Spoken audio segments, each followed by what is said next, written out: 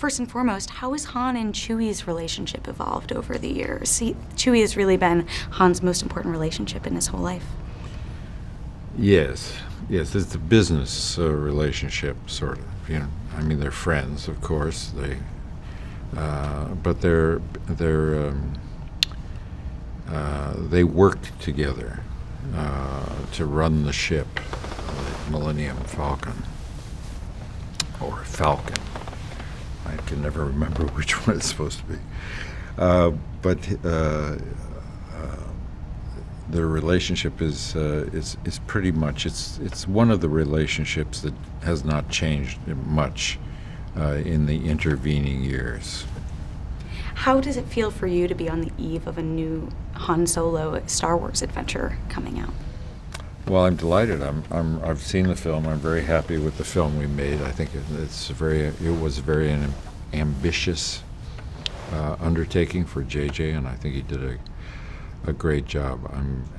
I'm excited people will get a chance to meet Daisy Ridley and John Boyega, and to see Adam Driver in a new role.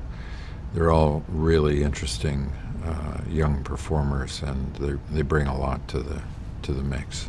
Is there anything new that you got to do this time around that you never thought you would have had a chance to do with Han Solo before?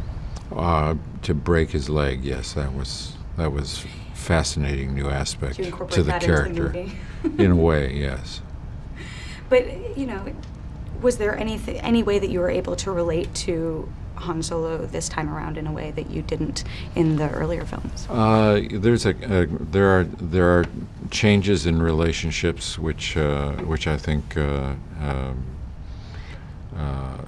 deepen the emotional context for Han Solo that has made him fun to play in this telling of the story. You've been very open in the past that you always related more to Indiana Jones than you did to Han Solo. But I'm curious, after shooting The Force Awakens, has your allegiance to Han changed at all? Well, I get a chance to say what I think from time to time, and I've always done that. And but what I said 30 years ago has no bearing on what I think today.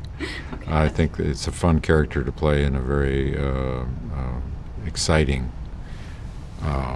movie world. I'm delighted to have had the opportunity to revisit him. J.J. Abrams has made it very clear for a very long time that he's a huge fan of Star Wars. What did it mean to you to have a director that was a big fan, and did that have any bearing on the film that was created? Oh, I think he probably, as he was a fan at a certain point, it may have helped him satisfy the fan in himself. But when I met JJ for the first time, I made a film with he and Mike Nichols maybe 25, 28 years ago. And he was 23 years old. He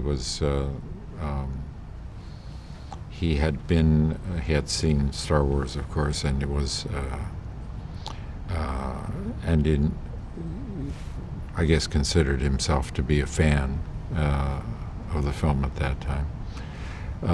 But he's changed a lot. He's become he's a remarkable professional filmmaker, and so I think he brings more than a fan sensibility to it. He brings a real ambition to deepen and sharpen and expand the experience for the audience.